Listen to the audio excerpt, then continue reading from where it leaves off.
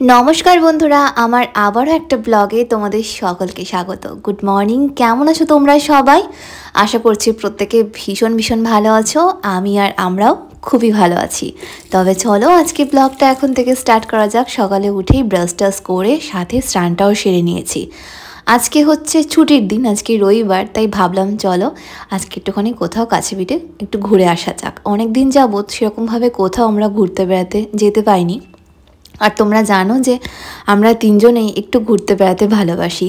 মেয়ের পড়া, স্কুল, আমাদের নিজেদের কাজ নিয়ে এতটাই বিজি হয়ে পড়ি যে সারা সপ্তাহ মানে নিঃশ্বাস ফেলার টাইম পাই না। আমার যেমন ঘরের কাজ, এইদিকে ভিডিওর চাপ থাকে, আবার অপরদিকে তোমাদের দাদারও যেসব কাজ আছে, এর জন্য সেরকমভাবে এখন আর ছুটির দিনও পাই না আর টাইমও হয়ে ওঠে না। তার সাথে মাম্মার রোজকার পড়া থাকে, স্কুল থাকে, এই সমস্ত মিলিয়ে মিশিয়ে প্রচণ্ড বিজি থাকি, তাই কোথাও আর যেতে পারিনি। এই জন্য ভাবলাম আজকে সকাল সকাল ঘুম থেকে উঠে ফ্রেশ হয়ে খাওয়া দাওয়া সেরে আমরা তিনজন মিলে একটু ঘুরতে যাব। ঘুরতে যাবো বলতে একটু কাছে পিঠেই যাব। চলো দেখি কোথায় যাওয়া যাক। যেতে যেতেই নেই তোমাদেরকে বলবো যে আজকে কোথায় যাচ্ছি। দেখো আমাদের কাটা স্টেশনে চলে এসে একদম লোকাল ট্রেন ধরে নিয়েছি। স্নান টান সেরে বাড়ি থেকে খাওয়া দাওয়া করে এসেছি, আর কোনো চাপ নেই। সারাদিন ঘুরবো ফিরবো, সেই রাতে বাড়ি ফিরবো। তবে চলো, দেখে আশা করে বুঝতেই পারছো আমরা নেমেছি বিষ্ণুপ্রিয়া স্টেশনে। এই বিষ্ণুপ্রিয়া থেকে আমরা টোটো ধরবো, তারপর যাব আমরা নবদ্বীপ ঘাট। হ্যাঁ বন্ধুরা, তোমরা ঠিকই ধরেছো, আমরা যাচ্ছি আজকে মায়াপুর। আসল কথা কি বলো তো, আমাদের কাটোয়া থেকে মায়াপুরটা খুবই কাছে, আর মায়াপুর যেতে আমার খুবই ভালো লাগে।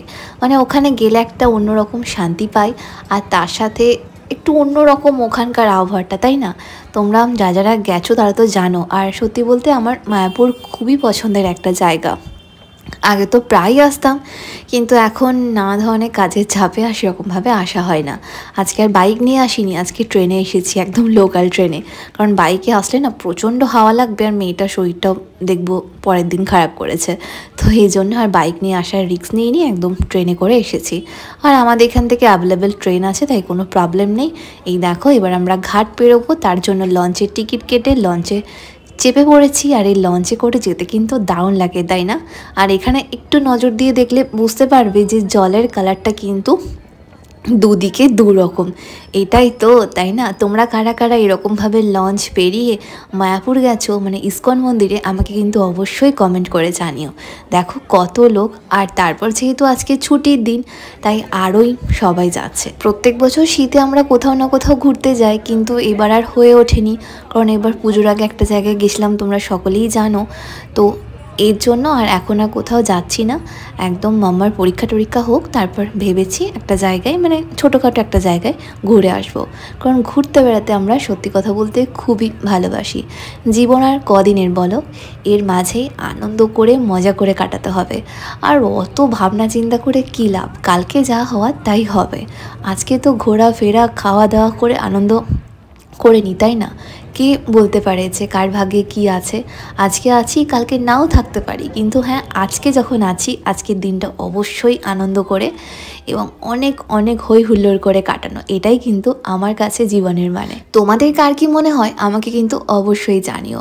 দেখো যতটা সেভিংস করার প্রয়োজন ততটা তো করতেই হবে, আর বাদ বাকি কিন্তু অত ভাবনা চিন্তা করে লাভ নেই, কি বলো? কারণ এখনকার যা দিন সময়, আজ আছি তো কাল নেই, এমনিতেই মানুষের গড় আয়ু এখন অনেক কমে এসছে।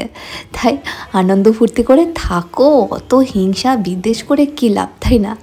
সেরকমই আমরা কিন্তু তিনজনে খুবই ঘোরা বেড়ানো আর খাওয়া দাওয়া করতে ভালোবাসি। তোমরা জানো মাম্মাও আমাদের মতো হয়েছে। চলো ইস্কনে তো চলে এসেছি তোমাদের সাথে কথা বলতে বলতে। চলো এবার জুতোটা তো রাখবো। এখানে তো জানো কি নিয়ম, জুতো, ফোন, তার সাথে ক্যামেরা যদি নিয়ে আসো, সেই সমস্ত কিছু জমা দিয়ে তোমাকে ভিতরে যেতে হবে। ভিতর থেকে তো ঘুরে এসেছি, আর ভিতরে তো কোনো ধরনের ক্যামেরা অ্যালাউ নেই, তাই তোমাদের জন্য কোনো আমি ভিডিও ফটো তুলতে পারিনি। তোমরা যারা এসছো তারা তো দেখেছো, আর যারা আসোনি তারা কিন্তু অবশ্যই একবার ঘুরে যেও। সন্ধেবেলায় কিন্তু অপূর্ব সুন্দর লাগে ইস্কন মন্দিরটা, এত সুন্দর করে লাইট দিয়ে সাজানো না।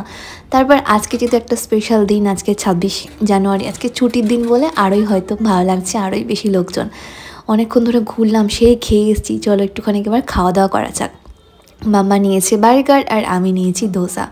এখানে কিন্তু অনেক কটা ফুড স্টল আছে, আর ওই মানে যা যা পাওয়া যায় সবই তো জানো মেনলি নিরামিষ, কিন্তু হ্যাঁ নিরামিষের মধ্যেও এই স্টলটা দেখলাম এবছর মানে এবার স্পেশালি এবার নতুন। আমি আগের বার এসলাম তখন কিন্তু এই স্টলটা আমি দেখতে পাইনি, এবার দেখলাম নতুন। আর এখানে অনেক ধরনের ভ্যারাইটিস খাবার দাবার পাওয়া যাচ্ছে, যেমন ধরো ধোসা পাওয়া যাচ্ছে, ইডলি পাওয়া যাচ্ছে, মোমো পাওয়া যাচ্ছে, বার্গার পাওয়া যাচ্ছে। সবই কিন্তু নিরামিষ, কিন্তু হ্যাঁ একদম ফ্রেশ ফ্রেশ বানিয়ে দিচ্ছে, খেতে বেশ ভালোই, মানে খারাপ না। দামটা হয়তো একটু বেশি, কিন্তু হ্যাঁ খেতে বেশ ভালোই। চলো আমরা তবে খাওয়া দাওয়া সেরে নিই, তারপর একটুখানি ওইদিকে যাবো। দেখি সন্ধেবেলায় যে মানে কীর্তনটা হয় না, সেটা কিন্তু শুনতে বেশ ভালো লাগে 6:30 থেকে। সেটাই ভাবছি চলো দেখবো, কারণ ওখানেও আবার কিন্তু কোনো ফোন ক্যামেরা অ্যালাউ নেই, ওখানেও তোমার সমস্ত ব্যাগ ট্যাগ জমা রেখে ভেতরে যেতে হবে। তাই আমরা একদম টিফিন সেরে ভেতরে যাচ্ছি। এখানে গিয়েও কিন্তু আবার তোমাকে ব্যাগ, জুতো, তারপরে ফোন ক্যামেরা যা যা নিয়ে এসছো সমস্ত কিছু জমা দিয়ে যেতে হবে। দেখো কি সুন্দর লাগছে না মন্দিরটা।